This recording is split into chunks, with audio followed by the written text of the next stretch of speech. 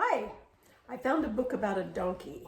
It's not my donkeys, but it's about a donkey named Darby. Darby the Donkey. Darby stood and watched the gate close. He felt very sad. He always felt sad when the children went off to school. Now he would not be able to play with them, and he would be very lonely. He wandered slowly through the grass, nibbling some here and there, and he had an idea. If the children go to school every day, why can't I go? Once he made up his mind, Darby felt very cheerful.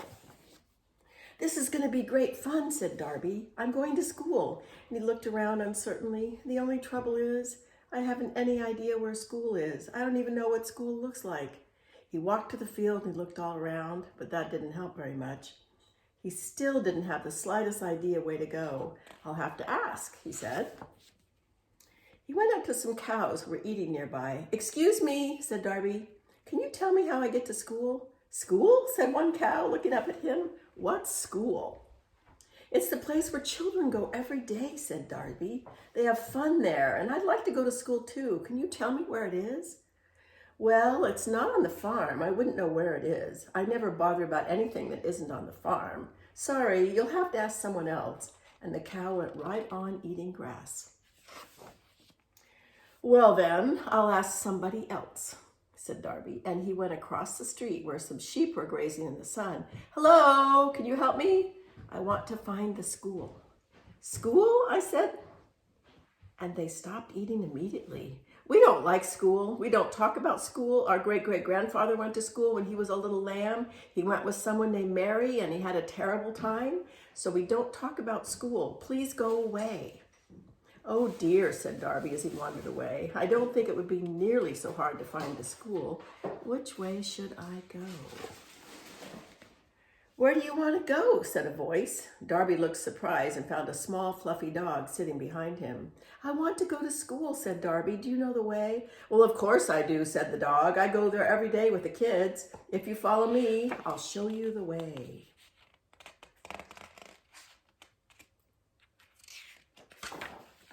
The dog raced off and Darby trotted after him. But as the dog didn't exactly know where he was going and Darby didn't, the dog was way ahead. In a few moments, he was out of sight. "He's too fast for me," said Darby, and he slowed down and he sat in the grass for a while. "I'll never find my way to school." He was sitting and wondering what to do next when a pony wandered by and spoke to him. "You look miserable," said the pony. "What's the trouble?" "I've been trying to find my way to school," said Darby. "That's where the children go every day and have fun. So I want to go there too." "You go to school?" said the pony. "Donkeys don't go to school. Don't you know anything?" And the pony turned and walked away. Darby was upset that what the pony had said, but now that he came so far in his journey, he didn't want to turn back. He heard some strange snorting and snuffling noises coming from nearby, and he decided to try once more to find the school. He looked in the yard, and his pink nose wrinkled and wiggled. "I wouldn't want to live here," said Darby, "but perhaps whoever does will know the way to school." "Hello, can you help me?" The pigs were eating so noisily they didn't hear him. "Excuse me." Not one of them looked around. "Excuse me," he said again. "I just want to know if anyone can tell me the way to school."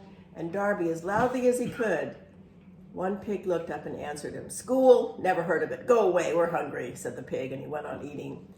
"I suppose they're not very interested in school," thought Darby as he walked away the way he had come. "Watch where you're going," said a small voice. Darby looked down and saw a white rabbit crouched in the grass. "Oh, I'm sorry," said Darby. "I didn't mean to frighten you. I'm just trying to find my way to school." "School?" said the rabbit. "Everyone knows how to get to school." "They do? I wish you could tell me."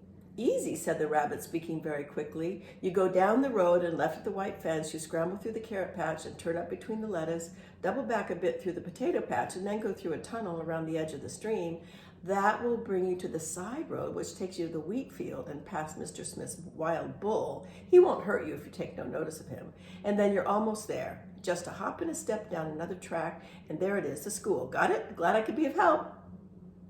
And without waiting, Darby had nothing to say, and the rabbit disappeared into a hole. My goodness, said Darby, I'll never remember that. What did I have to do? Go down the road? That's what the White Rabbit said, so I'll do that. But of course the children had shut the gate and he had to walk a long way around the field until he saw a place where the fence was broken. He jumped over the fence and he walked down the road, trying hard to remember what the rabbit had said. He remembered something about a white fence, but he could not see it. He felt very lost. Oh dear, he said as he stopped for a while under the bush. I do wish I had stayed home. I'll never find the school now, and I'll never get home either. A large, noisy vehicle was coming along the road towards him. It was a big tractor, and Darby was quite sure it was going to run right over him. He stood trembling with fright, not knowing which way to turn. The tractor came closer and it stopped. The farmer got out of the tractor and walked over to Darby. Now, what are you doing out here all by yourself? He said in a kind voice. I know the children you belong to, and they wouldn't want you to be in the middle of the road. He picked up Darby and carried him to the tractor. What can I do with you? He said. You're a long way from home, and I don't have time to take you back, but I can't leave you here. Then he had an idea. I know, I'll take you to school. It's not far, and the children can take you home when the school's over. He slipped a rope around Darby's neck and lifted him into the trailer. Darby was so glad the farmer had found him, he even forgot to be excited about going to school. And when they arrived, the farmer put Darby down inside the gate and tied the rope to the fence. You wait here, little Darby. The children should be out soon. Sure enough, in a few minutes, the school door burst open and lots of children ran out. When they saw the donkey gather around, stroking him and feeding him grass. Darby, what are you doing here? Said a voice. How'd you get here? Said another voice. You should have stayed home, Darby. It's too dangerous to be out on your own. A pair of gentle hands stroked his long ears and patted him. Come on, let's go home. As they all went home, Darby decided the children were right. School wasn't the place for a donkey.